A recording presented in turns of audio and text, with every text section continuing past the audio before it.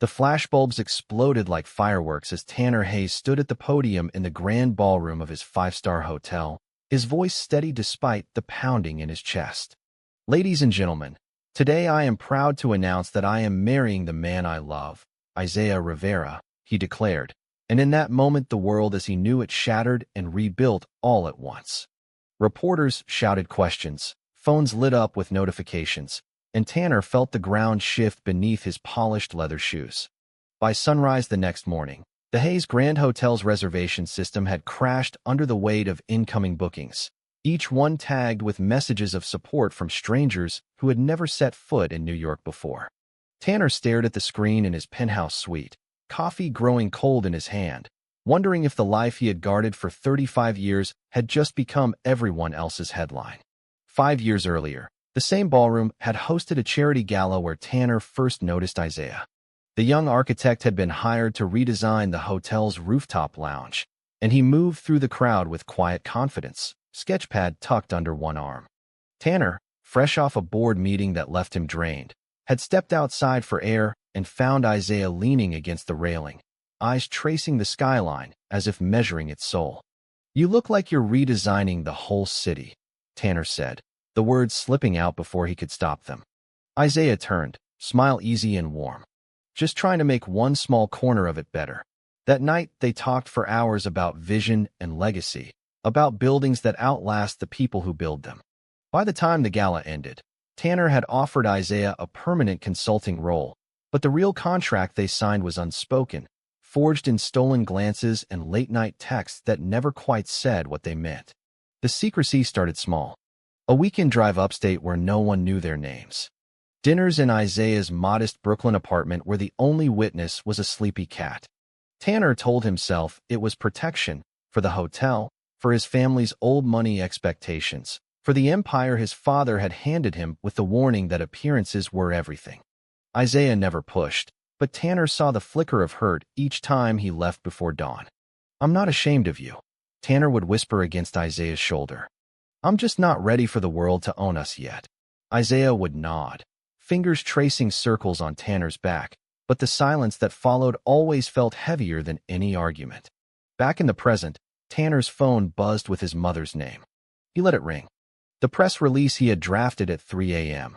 still glowed on his laptop. No apologies, no hedging, just the truth he had carried like a second heartbeat. Isaiah walked in from the terrace, 2 mugs of fresh coffee in hand, and set one beside Tanner without a word. Their eyes met, and for the first time in years the fear felt smaller than the certainty. Whatever came next, they would face it together. The bookings kept climbing, but Tanner knew the real surge was the one happening inside him, the slow, terrifying release of a lifetime spent hiding. By noon the lobby was packed with influencers snapping selfies beside the new rainbow flag that housekeeping had quietly added to the entrance. Tanner watched from the mezzanine, tie loosened, wondering how many of them had come for the spectacle rather than the rooms. His assistant, Claire, handed him a tablet showing trending hashtags. "Hayes comes out, love at the Grand, Gay Hotel King." "Positive so far," she said, but her eyes betrayed the same worry Tanner felt. He nodded, then slipped away to the service elevator that led straight to the penthouse. Isaiah was on a video call with his sister in California, explaining the sudden media storm. "No, I'm not moving to a bunker," he laughed, but the tension in his shoulders told Tanner the conversation had been harder than he let on. When the call ended, Isaiah turned and pulled Tanner into an embrace that smelled of cedarwood cologne and hotel laundry starch. "You okay?" Isaiah asked. Tanner buried his face in the crook of Isaiah's neck. "I think so. I just keep waiting for the other shoe to drop." The shoe came that evening in the form of a private jet landing at Teterboro. Tanner's parents had flown in unannounced. The dinner in the private dining room felt like a board meeting with knives. His father, Edward Hayes, swirled a glass of bourbon and stared at the tablecloth as if it had personally offended him. "You built this place on tradition, Tanner. Clients expect discretion, not a sideshow." His mother, Eleanor, reached across the table and squeezed Tanner's hand, but her smile was brittle. "We love you, darling. We just worry what this means for the family name." Isaiah sat beside Tanner, quiet and composed, offering polite answers when asked. No one mentioned the word marriage until dessert, when Edward finally said, "Cancel it. We'll spin it as a PR stunt." Tanner set his fork down. No. The single word hung in the air like smoke. Isaiah's hand found Tanner's under the table, steadying him as the argument ignited. Later that night, alone on the terrace, Tanner replayed every careful lie he had told his parents over the years. College girlfriends who were actually study partners. Business trips that doubled as getaways with Isaiah. The weight of it pressed on his chest until Isaiah stepped behind him and wrapped arms around his waist. "You don't owe them your silence anymore," Isaiah murmured. Tanner turned, searching Isaiah's face in the city lights. "But I owe you 5 years of it." They stood there until the sky began to pale. Two men holding onto the fragile bridge they had built between worlds that had never been meant to meet. The misunderstanding hit, like a freight train, 3 days later. A tabloid photo surfaced, blurry but unmistakable, Tanner and Isaiah kissing in the hotel's private garden at midnight. The headline screamed "Secret Gay Affair at Hayes Grand" before anyone could issue a statement. Tanner's phone exploded with calls from investors demanding explanations. Claire burst into his office, face pale. "The board wants an emergency meeting. They're saying this could tank quarterly projections." Tanner stared at the article, chest tight. He had planned to control the narrative, not have it ripped from his hands. Isaiah found him pacing the suite. "It's my fault," Tanner said immediately. "I should have been more careful." Isaiah shook his head. "We were careful for 5 years. This was inevitable." But the real blow came when Tanner's closest friend from college, Marcus, called. Marcus had been the only person who knew the truth early on and had sworn secrecy. Now his voice cracked over the line. "I didn't leak it, Tanner, but I might have let something slip at a fundraiser last month. I'm so sorry." The betrayal stung deeper than the tabloid. Marcus had been the buffer between Tanner's two lives, the one person who never judged. Now even that safety net had frayed. That evening Isaiah suggested they take a walk through Central Park, away from the hotel's glass walls. They moved like ghosts among joggers and tourists, hands brushing but never holding. "I can step back," Isaiah offered quietly. "Go back to freelance work. Let the storm pass." Tanner stopped under a lamppost, rain beginning to speckle the pavement. "No. I'm done letting fear decide for us." The words felt like jumping off a cliff. Isaiah searched his eyes, then pulled him into a hug right there on the path. Strangers be damned. In that moment, Tanner understood that protection had become its own cage. The board meeting the next morning was brutal. Half the members avoided eye contact.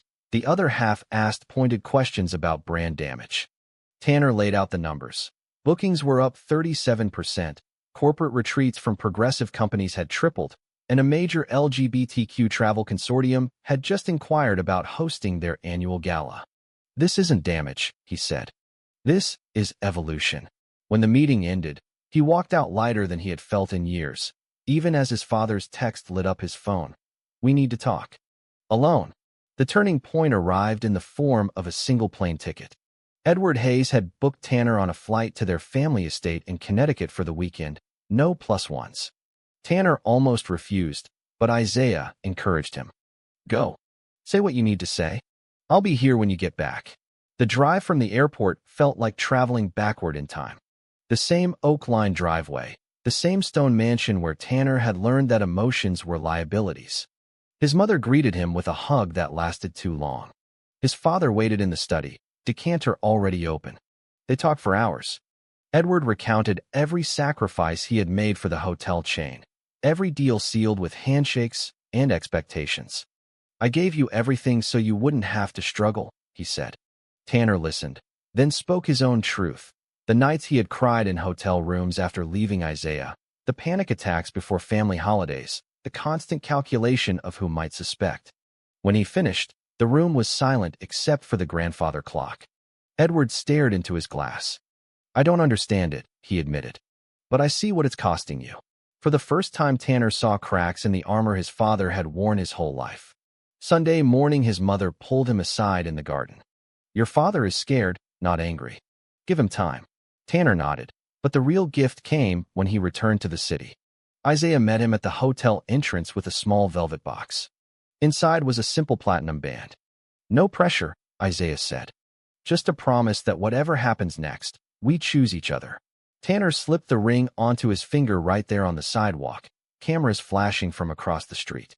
The photo would make the evening news, but this time he didn't care. The sacrifice came 2 weeks later when a major investor threatened to pull funding unless Tanner issued a retraction. Isaiah offered to sign a non-disclosure and disappear from public view. "Your legacy matters," he said. Tanner refused. Instead, he called a press conference and introduced Isaiah as his fiancé on live television. The investor pulled out anyway, but 3 new ones replaced him within 48 hours, each citing the hotel's newfound authenticity as the reason. The secret that had been buried deepest surfaced at the worst possible moment. Tanner's younger brother, Lucas, flew in from Chicago with a folder of old emails. Years ago, before Isaiah, Tanner had written desperate letters to a college counselor, questioning everything about himself.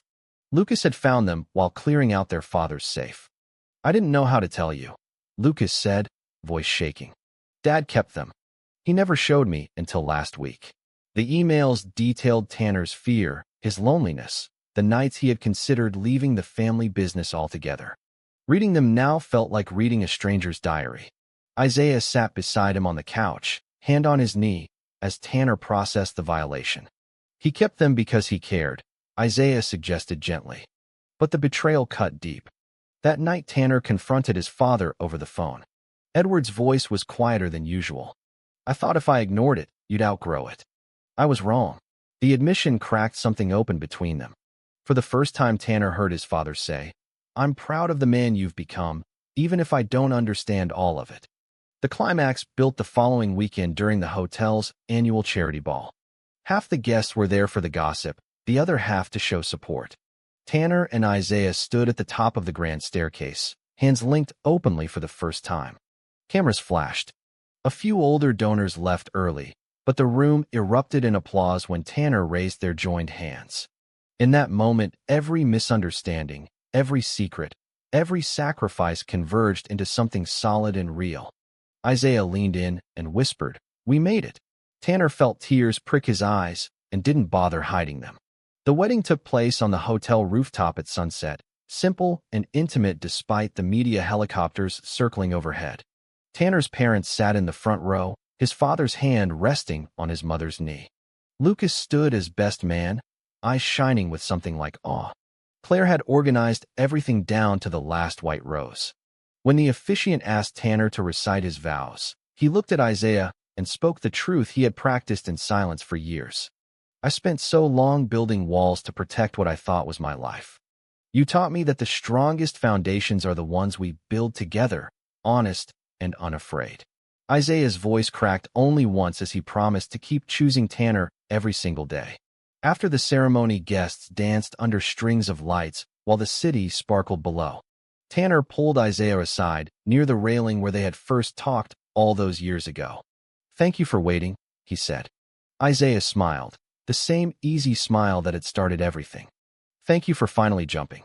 The bookings had stabilized at record levels, but the real victory was the quiet peace settling over Tanner's shoulders, the knowledge that he no longer had to choose between love and legacy. As the night deepened and guests began to leave, Tanner looked out over the skyline and realized the journey had never been about the hotel at all. It had been about becoming the man who could stand beside Isaiah without apology.